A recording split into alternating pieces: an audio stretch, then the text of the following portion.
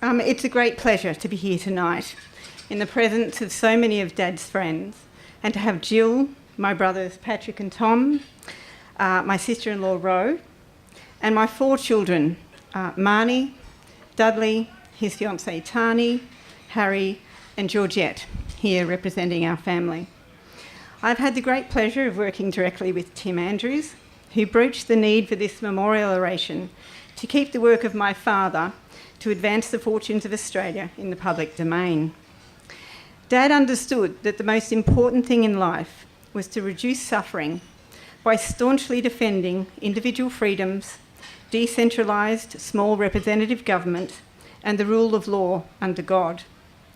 He also knew that to act was as important to speak, and so he took on governments and bureaucracies, both large and small, exposed rent seekers for the parasites they are, and called out the bedwetters and corporate cowards who destroy our economic advantage and prosperity by selling out to unions and self-interest. It was once said, by Peter Costello as I recall, that my father was the patron saint of lost causes.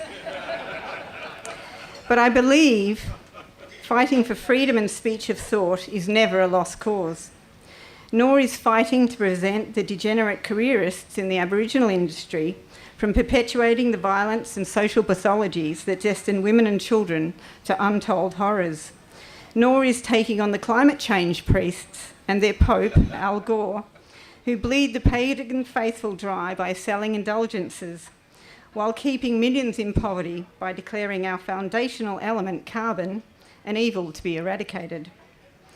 While writing this reflective piece, I recall a discussion I had with Dad about Malcolm Muggeridge and his book, Jesus Rediscovered, which led to Muggeridge to reconfirm his own faith and had a huge influence on my father's faith.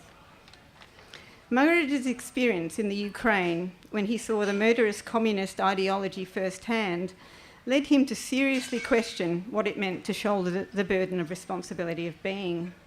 He understood that a human solution to life's suffering in the search for an equality of outcome led to the murder of millions and millions of people.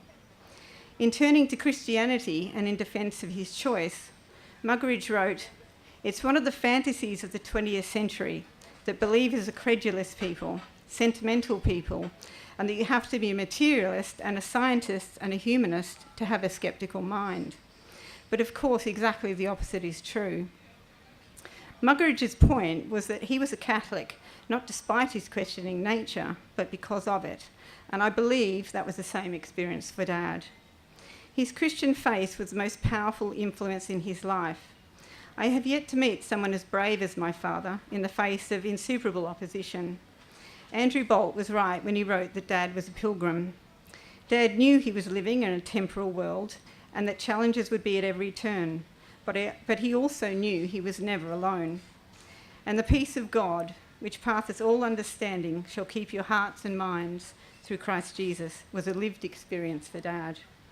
Accompanying his faith was a deep historical knowledge that provided him with an insight that was rare and invaluable and afforded him great wisdom. He was always ahead of the game, which could have been a lonely and fear-filled place to occupy, but his faith and conviction, his generosity and courage rarely failed him. He was always ready to suit up and go into battle. Dad always had time for others and was generous with that time in a way that defied the clock. He was larger than life, literally, and while I know he irritated those who didn't like being rung up at 8 a.m. on a Sunday morning with a request to bring chairs to the family lunch, I never minded. I understood there wasn't a moment to lose. The courage he showed at the end of his life was inspiring. Whether it was lining his overalls with silver foil to protect the battery in his heart pump so he could keep welding, or illegally driving the ute to the tip at Buxton with the seat laid flat so as not to damage the line into his chest. He lived every moment to the very end. After we buried Dad in the cemetery in the beautiful mountain village of Marysville, my eldest son Dudley and I looked at each other and asked, how on earth do we go on from here? My father was a giant of a man, and where I initially thought I would be left with an emptiness that would remain so, I have in fact been left with a core of strength. I feel I'm standing on the shoulders of my father, and his life has not diminished, but reached out and upwards. I see him in my children and my grandson as they march forward in their life. They are infinitely better dressed than my dad and with less public impact on the world, but they hold true to the value of a righteous fight, a healthy scepticism, and the ability to take on the social justice warriors and the postmodernists with wit and aplomb. Dad was a fantastic grandfather. He had mellowed a bit and was nowhere near as ferocious as when we were children. Learning to defend an opinion at an early age against Dad's giant intellect was character building, to say the least. If you wanted to take him on, you needed to have done your homework and have been prepared to face the onslaught with your shoulders squared. I rarely won, if ever, but that wasn't the point. It taught me how to think for myself and the value of truth despite the social cost. If someone was to ask me if being raised as a child to hand out how to vote cards and help silkscreen political posters as a 6-year-old, whether watching John Hurt as Caligula in I, Claudia, and listen to BBC recordings of Shakespeare's Richard III, The Merchant of Venice, and Dylan Thomas's Undermilt Wood while still at primary school, I would have to say go right ahead.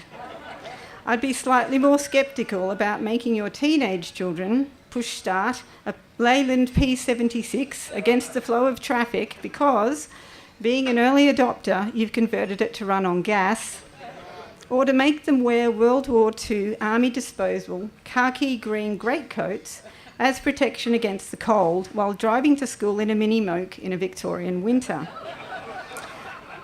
I would also advise against getting them to chop firewood with an industrial docking saw that you have wired so the blade spun anti-clockwise and subsequently threw the logs across the room and through the shed wall. Or to use industrial safety lighting as a substitute for Christmas tree lights, which when switched on blacked out the entire street. The global warming fascists may be able to shut down a whole state, but Dad's electrical wiring skills came close to having the same results without having to blow up a single coal-fired power station.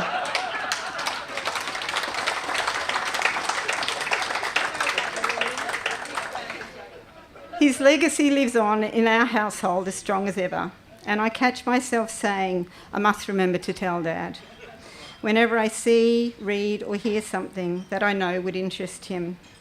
Only last week I told him about a recent visit I made to a Chinese port in Liangang, where they ship to Australia giant wind turbine blades, which take more energy to produce than they will ever generate. I heard him laughing at the stupidity and the irony, and I smiled. I'd like to sincerely thank Tim and Hugh and Bob on behalf of the family for their sensitivity and kindness in organising this event. Grief is a complex beast that behaves in ways that we can't always predict. And while there is a sadness because of his absence, there is a joy in the celebration of an amazing life. I know he would have been very touched by this evening's memorial, just as we are. Thank you.